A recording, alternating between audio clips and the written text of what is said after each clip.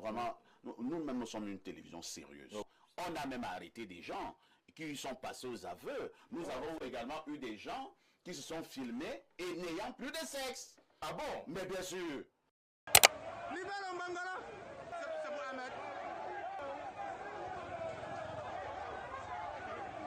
Libère le Mangala. Remets le Mangala. Oh, remets ça. Oh, remets le Mangala. Tiens-le, tiens-le.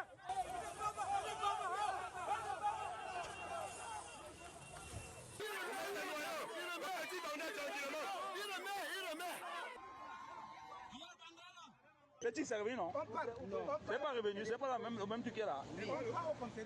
Il dit que c'est pas son même Bangala qui est là. Le document de travail, mais le salaire, s'il n'y a pas son pays là-dedans. Vous allez vous voler Bangala des gens là. Alors le petit, on a volé son Bangala. Ça c'est quoi? C'est le pour voler Bangala des gens. Allez, Robert, le Bangala. Tous ils sont trois, les voilà, les boulets de Bangala. Sorcier. C'est toi qui fais la Bangala, étudiant. C'est toi. Tu vas remettre ça.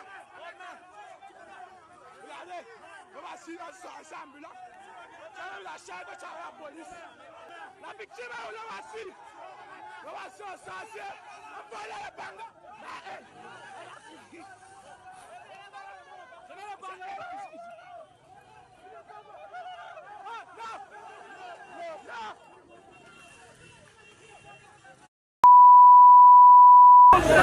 Qui a touché le bol à son Bangalais Go? Oui, le Bangalais Go. Il n'est pas encore entré, c'est Hakim. Le Duma dit que c'est Hakim, mais c'est pas son Bangala, même qui est Hakim. Le Bangala est léger. Le 5 juin 2025 à Yaoundé, capitale politique du Cameroun, la scène se déroule au cœur même du quartier administratif. Un jeune commerçant est approché par un individu gardien de sécurité et qui souhaite acheter des bonbons. Il tend la main, se saisit de la sucrerie et remet en main propre au vendeur une pièce. Aussitôt, le vendeur se sent bizarre, il ressent coup de vent, coup de front entre ses jambes. En panique, il déclare aussitôt que son sexe a été volé par son client. La légende dira qu'il s'est écrié. Le ton qui monte attire les passants, puis la police arrive sur les lieux. Le client interpellé par les policiers est sommé de restituer immédiatement le bijou de famille volé. Le prétendu voleur de sexe aura la vie sauve grâce à l'intervention des forces de l'ordre qui l'arracheront à une foule survoltée. Malheureusement, dans les jours qui suivront, 2 autres Camerounais n'auront pas cette chance. Accusés d'avoir fait disparaître un pénis, ils seront passés à tabac jusqu'à ce que mort s'en suive. Une dizaine d'autres personnes accusées en pleine rue, en pleine journée, subiront les coups de poing, de pierre, de gourdin, de foule à Yaoundé et Douala et n'auront la vie sauve que grâce à l'intervention musclée de la gendarmerie. Remontons dans le temps. 21 novembre 1996, peu avant 17 h, devant l'agence de voyage de Mvogada, quartier populaire de Yaoundé, un élève d'un collège privé confessionnel donne l'heure à un passant.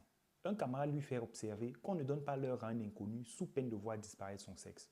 Aussitôt, l'élève se tient l'entrejambe et se met à crier que son sexe a été volé, en désignant comme coupable le passant à qui il venait de donner l'heure. Sans se donner la peine de vérifier la véracité de l'accusation, la foule ameutée par les cris se rue sur le voleur et tente de le lyncher.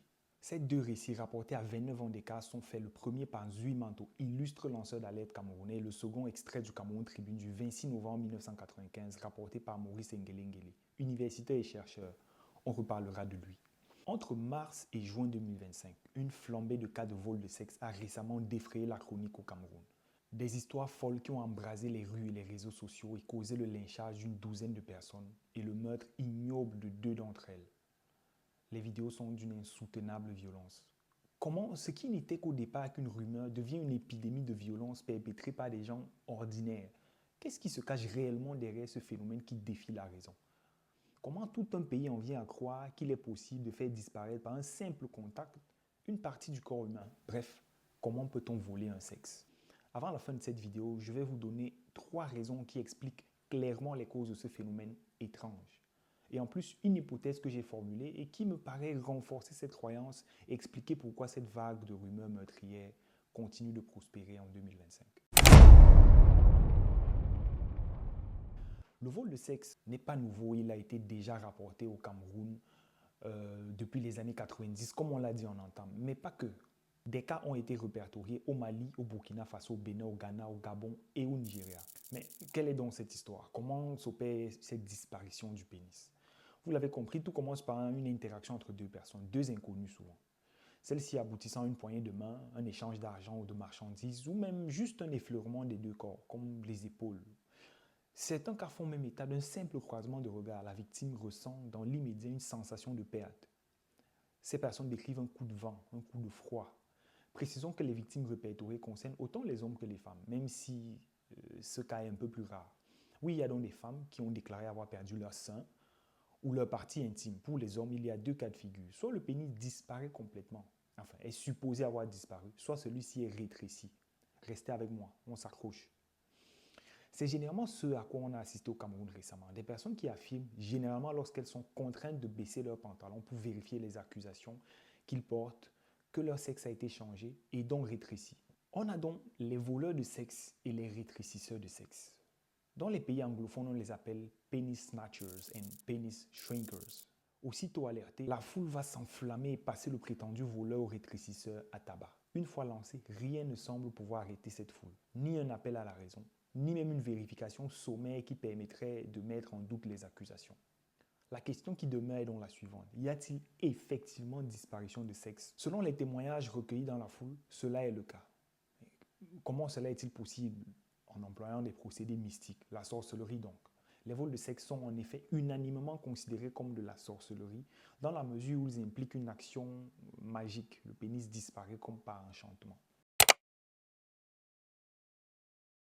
Plusieurs chercheurs, sociologues et anthropologues et des journalistes ont documenté ce phénomène en Afrique. On a donc un historique assez précis de ses origines. Tout semble commencer au Nigeria, dans la première moitié des années 70.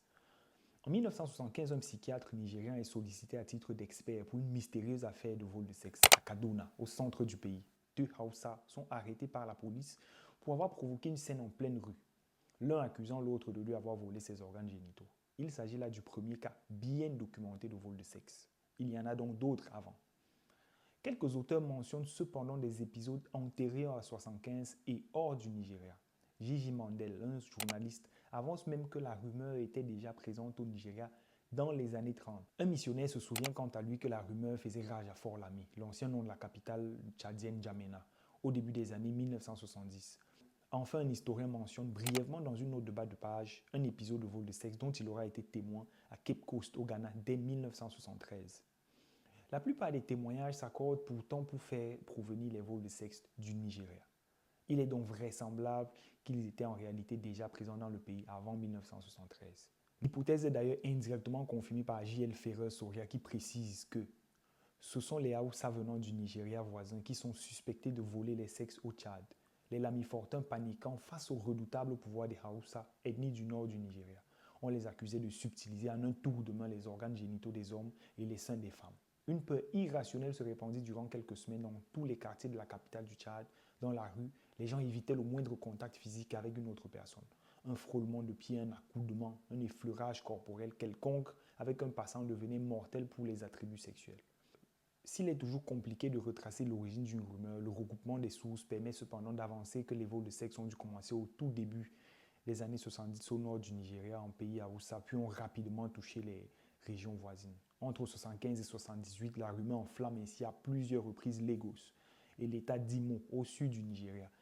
Les incidents se multiplient, plusieurs voleurs présumés sont lynchés à mort. La rumeur est également présente à Yaoundé au Cameroun dès le mois de janvier 1975. Ok, on a vu le point de départ et de propagation de cette rumeur. Tout va s'accélérer à partir de là. Traverser le temps et l'espace avec autant de facilité n'est pas une chose aisée pour une rumeur aussi bizarre. Avant d'essayer de comprendre réellement et de tenter d'expliquer ce phénomène, arrêtons-nous sur deux caractéristiques principales de cette rumeur, telles qu'évoquées par Maurice Ngelengeli, chercheur universitaire qui a travaillé sur le sujet et publié avec l'IRIC et le CNRS l'article « La rumeur de la disparition des sexes au Cameroun » en 1998. Par exemple, une autre rumeur peut apparaître en une seule fois et disparaître à jamais, et une autre apparaître et être rejetée, niée complètement par une partie de la population. La rumeur de vol de sexe a deux caractéristiques principales, la récurrence et la consensualité. À la différence de toutes celles qui circulent au Cameroun, elle apparaît à certaines périodes, généralement de manière très localisée, se diffuse assez rapidement au plan national et s'éteint tout aussi subitement pour se réveiller plus tard à un autre lieu et connaître la même carrière. En gros, disons, tous les 5-10 ans, Cette rumeur va apparaître à Yaoundé, Bertoua ou Douala et se propager rapidement et s'éteindre, et le cycle recommencera. Le VDS a pour autre caractéristique d'être accepté de la quasi-totalité des acteurs sociaux camerounais. Ces deux caractéristiques, récurrence et consensualité, font que Cap Ferredon, Rumeur, le plus vieux média du monde, appelle ce type de rumeurs les grandes rumeurs. Le vol de sexe est donc une grande rumeur. Élite politico-administrative, hommes d'affaires, cadres supérieurs aux moyens, agents de l'État, paysans, ouvriers, ménagères aux chômeurs, riches et pauvres, lettrés et illettrés, croyants de toute confession, animistes et non-croyants, ressortissant des 10 régions du Cameroun et membres des différents groupes ethniques, croient en l'existence du pouvoir chez certaines personnes de faire disparaître le sexe d'un individu par simple contact physique, ou du moins n'en excluent pas la forte probabilité et refusent désormais de serrer la main par crainte des voleurs ou des tueurs de sexe. Certains éléments aident à rendre cette rumeur crédible. Le 22 novembre 1996 à Douala, un groupe d'individus de nationalité nigériane est arrêté avec des sacs contenant des organes humains. C'est un fait divers confirmé par le journal La Nouvelle Expression du 22 novembre 1987. Cameroun Tribune en fera aussi sa une quelques jours avant le 13 novembre de la même année. Et il tombe pile au moment où la rumeur explose dans tout le Cameroun. À partir de là, la rumeur devient vérité pour beaucoup. Ce que l'on racontait dans les rues semble enfin prouvé. Il se trouve que ces sexes n'ont pas été volés, mais plutôt coupés avec la plus grande barbarie. C'est du trafic d'organes et d'êtres humains. Ce n'est pas un cas isolé. Vous vous rappelez des crimes rituels de Mimboman? Entre 2012 et 2014, une vague d'une dizaine d'assassinats ou plus s'abat sur la ville de Yaoundé, notamment les quartiers Mimboman, Nkwabang et Biteng. Le journal Le Jour rapporte une boucherie sans nom. Les victimes, uniquement des femmes, sont tuées, violées et mutilées. Ils prélevaient les organes, soit les seins, soit les reins, soit les cils ou les sourcils, soit les cheveux au niveau de la nuque. Tous ces éléments, vous l'aurez compris, plantent le décor et rendent l'esprit disponible et disposé à croire en ces rumeurs. Avant d'explorer les raisons sociologiques de cette panique, je dois vous dire quelque chose. Ce phénomène n'est même pas africain. Pas exclusivement, en tout cas, il ne s'arrête pas au Cameroun, ni au Tchad, ni au Mali. En fait, il a même été documenté beaucoup plus tôt, à l'autre bout du monde. Inde, Chine, Thaïlande, Singapour. Là-bas aussi, des hommes se sont rués aux urgences, convaincus qu'ils allaient mourir parce que leur sexe disparaissait dans leur corps. Ce phénomène a un nom. Les médecins l'appellent le syndrome de la rétractation pénienne. En anglais, Penis Shrinking Syndrome, ou tout simplement le coro. Et à la différence de ce qui se passe en Afrique, ces pays ont étudié ces épisodes cliniquement, méthodiquement, froidement. Des milliers de patients ont été observés. Les chercheurs racontent que certains patients pleuraient, d'autres se nouaient les cordes autour du bassin ou de la cuisse pour retenir ce qu'ils croyaient perdre. Des familles entières ont paniqué. À Singapour, des mères tenaient le sexe de leur bébé avec des pinces à linge pour qu'il ne rentre pas. Et les médecins n'ont rien trouvé, rien de physiologique, rien d'organique. Pourtant, ils avaient des symptômes, ils étaient sincères et la peur était virale. Alors si ce n'est pas le corps, qu'est-ce que ça attaque? Singapour, fin octobre 1967. En l'espace de quelques jours, des centaines d'hommes se précipitent aux urgences. Ils sont jeunes, terrorisés et convaincus d'une chose. Leur sexe est en train de disparaître dans leur corps. Le 3 novembre, le pic est atteint. 97 cas enregistrés en une seule journée. En tout, 469 personnes se présentent dans les hôpitaux de la ville. 454 sont des hommes. Et 95% d'entre eux sont d'origine chinoise. On parle alors de véritables épidémies psychogènes. L'étude menée par le Cohort Study Team, un groupe de médecins, psychiatres et chercheurs de l'Université de Singapour, révèle une série de données étonnantes. La tranche d'âge la plus touchée, les 16-20 ans. Le plus jeune patient, un bébé de 7 mois, amené par ses parents. Le plus vieux, un homme de 70 ans. Les symptômes, eux, sont récurrents.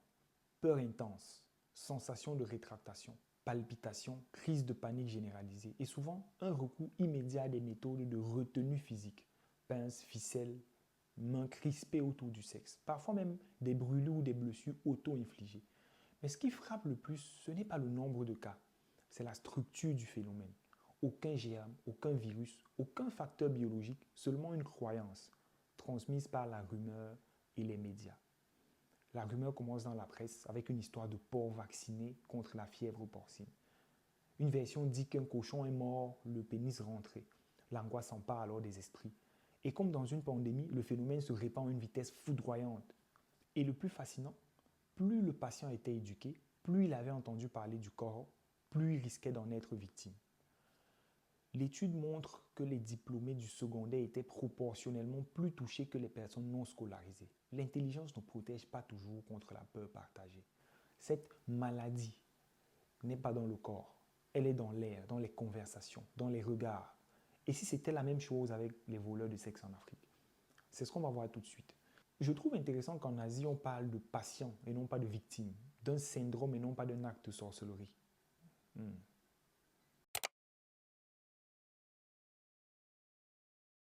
Entrons dans le laboratoire des explications. Alors, comment la science explique-t-elle qu'on puisse voler un sexe? Spoiler alert, c'est plus complexe que vous ne le pensez. 3 écoles de pensée permettent d'expliquer ce phénomène fascinant et chacune a ses arguments solides qui viennent s'emboîter et se compléter les uns les autres. Première explication, les chercheurs comme Harrington comparent le corps aux danses de Sungui du Moyen-Âge. L'idée, chaque société a ses propres façons de péter un câble collectivement. L'argument est puissant. Harrington démontre dans ses travaux que chaque culture développe ses propres symptômes socialement acceptables pour exprimer la détresse collective. L'étude comparative relève un pattern troublant. Les épidémies d'hystérie suivent toujours les lignes de fracture sociale d'une époque. Sunday Ilechukwu, dans son étude Magical Penis Loss in Nigeria, Report of a Recent Epidemic of a Coral-like Syndrome, documente précisément ce mécanisme au Nigeria en 1975. Il observe que l'épidémie suit les tensions ethniques et religieuses. Plus fascinant encore, les symptômes varient selon les groupes culturels, mais la structure reste identique. La preuve la plus convaincante, le timing. Ces épidémies n'arrivent jamais par hasard.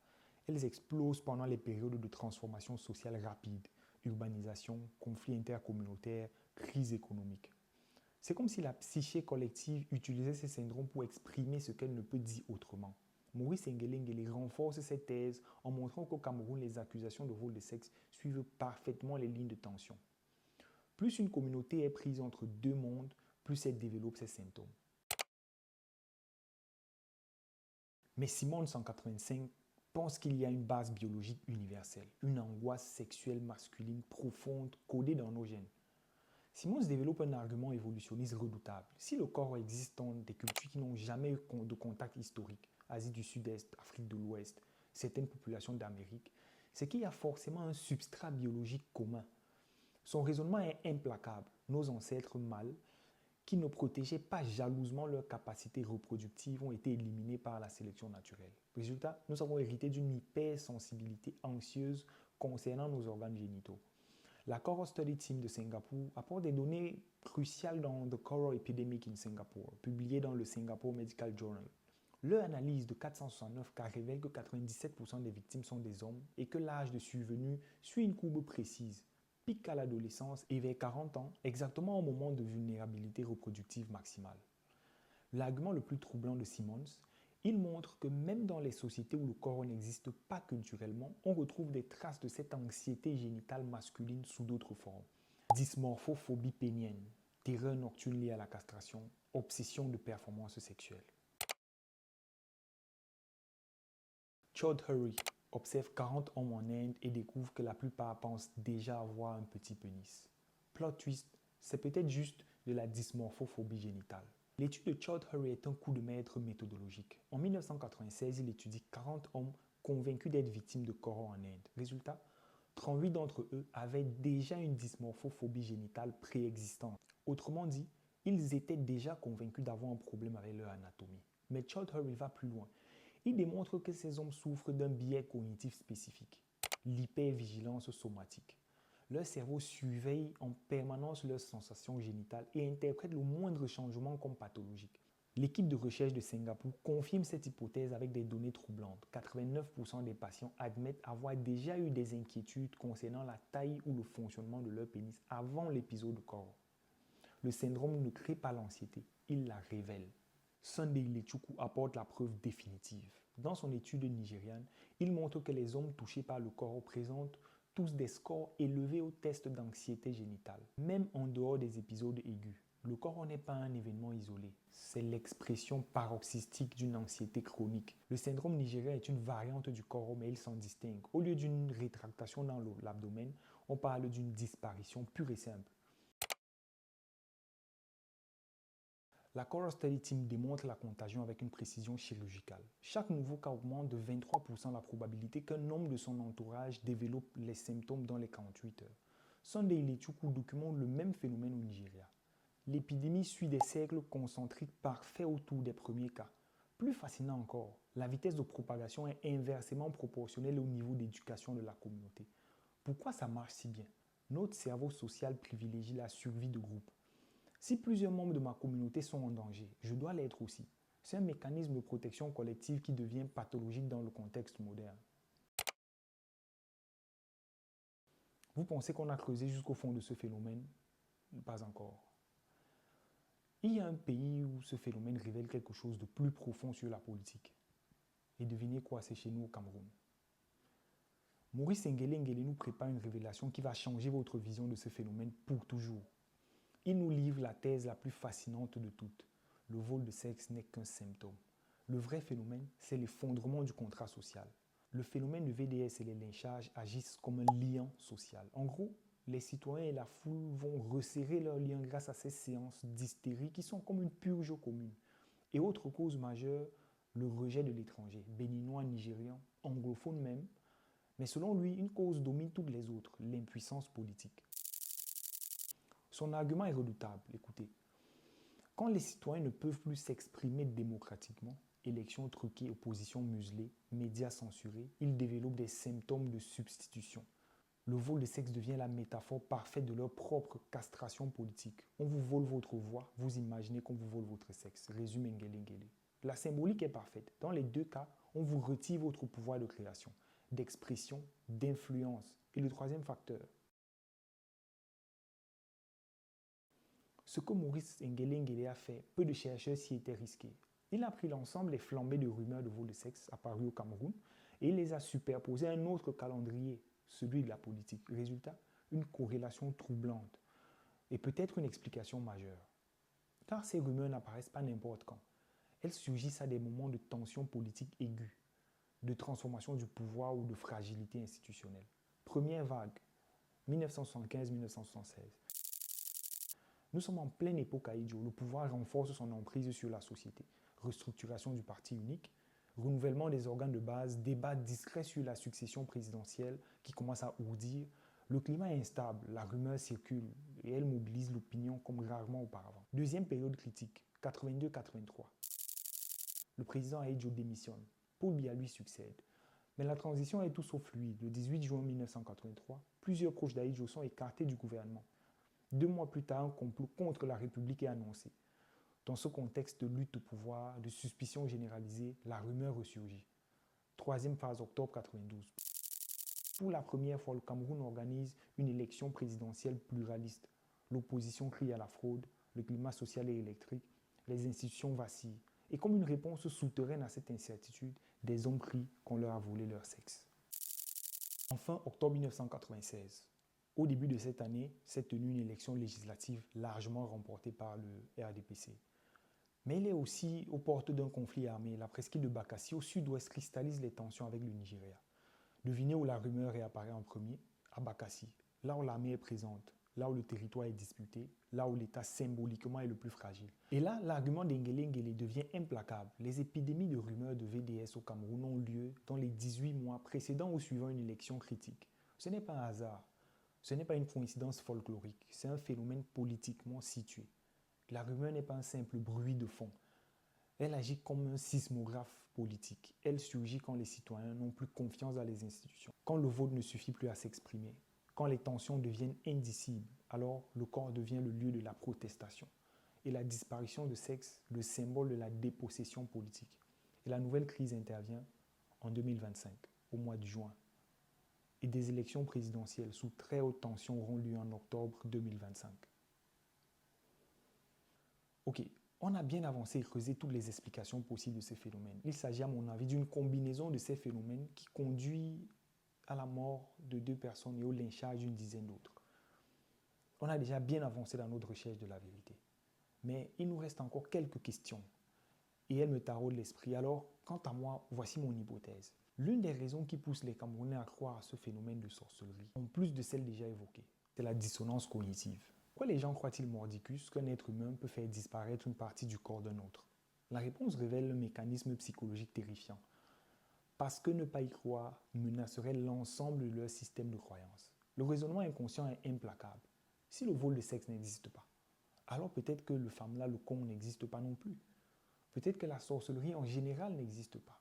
Peut-être que les ancêtres ne nous protègent pas vraiment. Peut-être que le diable, peut-être que Dieu lui-même n'existe pas. Ah non, dit le cerveau, c'est impossible. Il faut que le vol de sexe soit réel. Ce piège de la cohérence, c'est la dissonance cognitive. C'est la tendance à éprouver un malaise lorsque nos croyances et actions sont en contradiction, incitant à réaligner nos pensées pour restaurer l'harmonie intérieure. Face à l'incohérence entre leurs observations, aucune preuve de vol de sexe, et leurs croyances, la sorcellerie existe, les gens choisissent de nier la réalité plutôt que de remettre en question leur cosmogonie. Psychologiquement, c'est de la survie pure. Détruire le système de croyances reviendrait à détruire l'identité, les repères, le sens. Alors le cerveau préfère maintenir une croyance irrationnelle plutôt que d'affronter le vide existentiel. Pour moi, le vol de sexe n'est pas un phénomène surnaturel. C'est un mécanisme de défense psychique contre l'effondrement du sens. Il y a aussi un grand silence dans cette affaire, celui des accusés. On ne les entend jamais, ils ne sont jamais interviewés, jamais défendus, jamais écoutés. Ils sont arrêtés, battus, parfois tués, et dans la foule, le bruit l'emporte sur la vérité. Une justice qui n'écoute pas l'accusé, qui juge sur la base d'une angoisse collective, ce n'est pas une justice. C'est un rituel de purification sociale. Et comme dans tous les rituels, ce n'est pas la vérité qui compte, c'est la peur et le besoin de la canaliser sur un corps. Aucun de ces arguments ne suffit à lui seul à expliquer le phénomène de vol de sexe, mais tous ensemble, ils forment une grille rationnelle. Ils montrent qu'on n'a pas affaire à un mystère physique, mais à un phénomène social complexe, une rumeur performative. Elle agit sur le monde, même si ce qu'elle décrit n'existe pas. Ce n'est pas moins puissant, c'est peut-être même plus dangereux. Si jusqu'ici on n'a pas entendu les accusés, on n'a pas de perspective complète sur cette affaire. Mais c'était sans compter sur un blogueur qui a décidé de s'intéresser à ce phénomène qu'il qualifie de faux et impossible. Voici Future. Il a rencontré M. Martin, qui a été accusé le 17 mars au marché de Ndokoti à Douala par un commerçant d'avoir volé son sexe. Il a été sauvé in extremis par la police alertée. I'm called Omene Martin. On the 17th of March, I went to Douala to bought some luggage. So in that manner, I saw one of these guys they are doing a SIM card. So I tried to investigate to that guy that, please, I want to get something. I want to buy something like a box of nail. He tried to send me that, well, guy, I don't know how I can get it. I'm not getting you where. So in that place, I greeted the guy. I said, okay, one loaf. So on my way going far away from that place, and the guy ran from my back, and he said, hey, come and give my pennies back. I said, hey, guy, why do you say that I want to come and give your pennies back? So in that place, population was there, and before how many minutes, they called for Aqua, the police station. Yeah, wait a minute before you go further. After shaking his hand, did you like run? Did you like do anything that will make him feel like maybe this person has taken something from me, or you just moved normally? No, I didn't do anything like that. I was moving majestically. I was just moving majestically, like nothing happened. So when he came to you claiming that, oh, you had collected his pain, what was your response to him? I said that, plus, let's open it to see whether the penis is not there. And the guy refused to open it there. And one papa like that is selling around there, yeah, took both of us in his store, and he opened the guy's trousers, and he sees penis there. And the time they said that guy, this is not your penis, and the guy was saying that my penis was more than this. For my greatest support, I was thinking that they would take that guy to hospital to do 1 or 2 medical check. And from that place, they started to take report. From the report, they started to demand of money. Did anybody from the guy's family maybe come, or maybe the girlfriend, did anybody come to maybe approve that yes, something is wrong with this penis? No, the mother came there, and the mother didn't say anything. Yeah. The only people that was vibrating around there is the friend that they were selling those orange SIM cards. It's only the friends.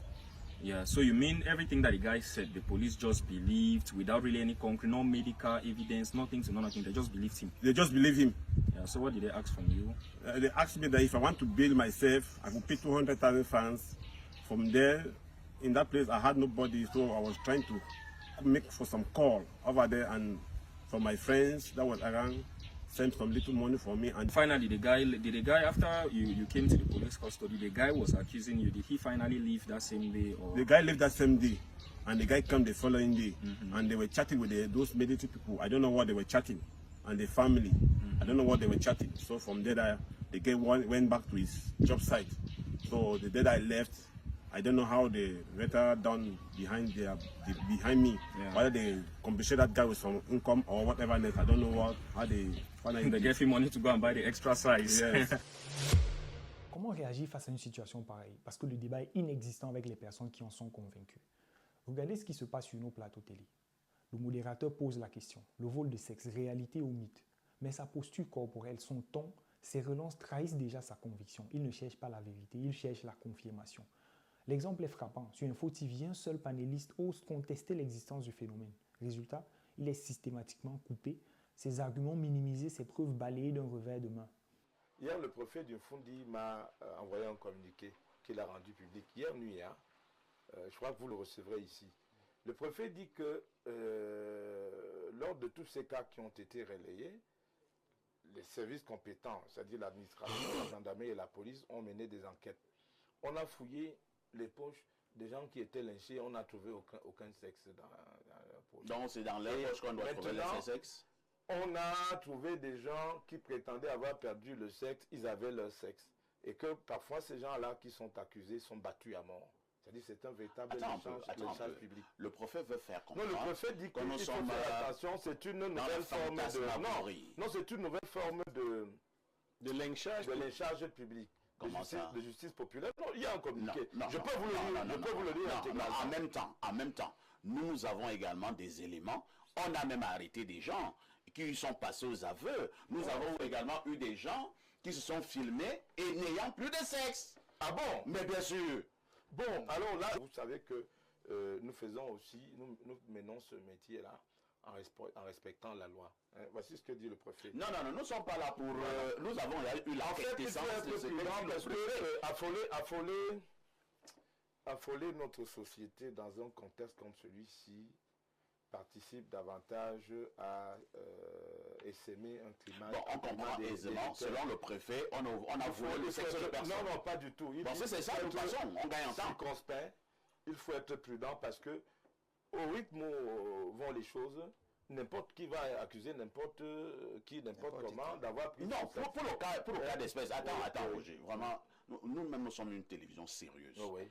Vous pensez que si moi maintenant là, j'ai dit qu'on vient de voler mon sexe, et je dis c'est Roger, j'accuse Roger, mais à l'instant T, on dit fais descendre ton pantalon, non? Oui. S'il y a ton sexe, tout le monde va voir que tu as ton sexe. Oui. S'il n'y a plus ton sexe, on verra que tu n'as plus ton sexe. De toutes les façons. D'où ça la fantasmagorie. Ce n'est plus du journalisme, c'est de la propagande. Le média devient complice de la croyance qu'il prétend interroger. Pourquoi? Parce que la controverse fait de l'audience. Et l'audience, c'est de l'argent. Ou pire, le journaliste et ses invités sont sincèrement convaincus que ce phénomène est réel. Et après avoir écouté ce débat, c'est la thèse que je privilégie.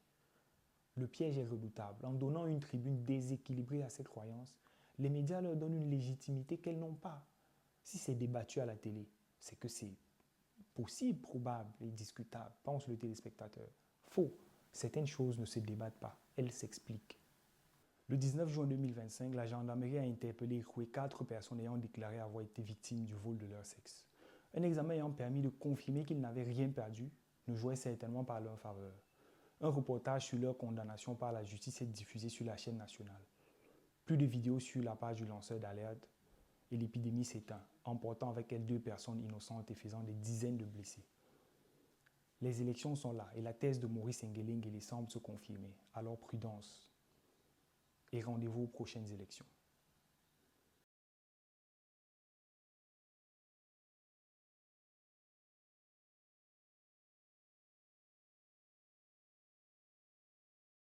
Dans l'année 2025, au Cameroun, il y a les gens qui croient vraiment que c'est possible que quelqu'un touche une autre personne et le pénis de la personne là disparaît.